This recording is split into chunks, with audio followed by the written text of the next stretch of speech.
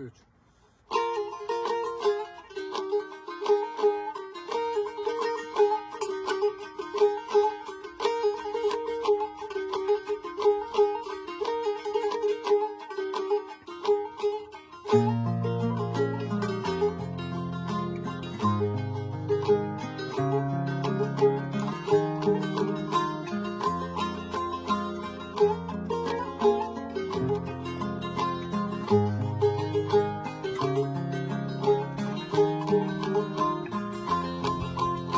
Şu karşı yaylara göç katar katar, bir güzel sevdası serinde tüter. Bu ayrılık bana ölümden beter. Geçti dost kervanı, eyleme beni, eyleme. Geçti dost kervanı, eyleme beni, eyleme beni.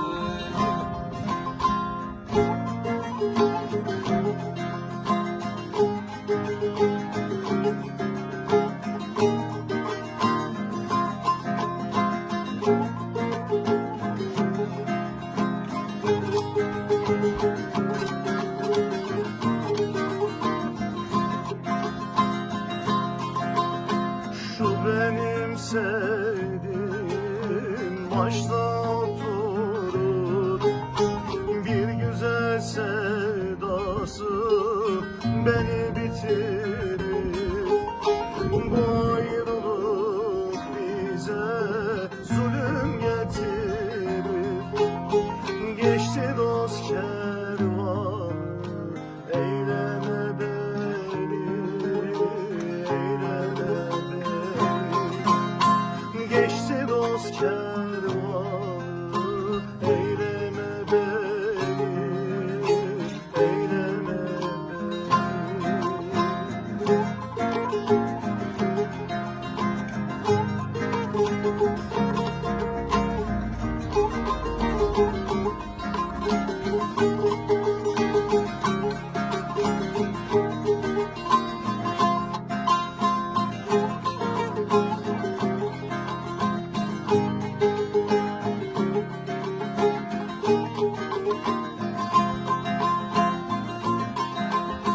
Bir sultan abdalım kalkın aşağı, aşıp yüce dağı engin düşerim.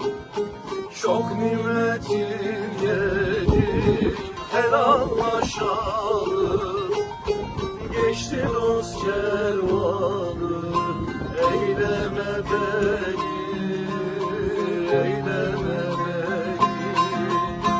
Geçti dost kervanı, eyleme beni, eyleme beni. Geçti dost kervanı.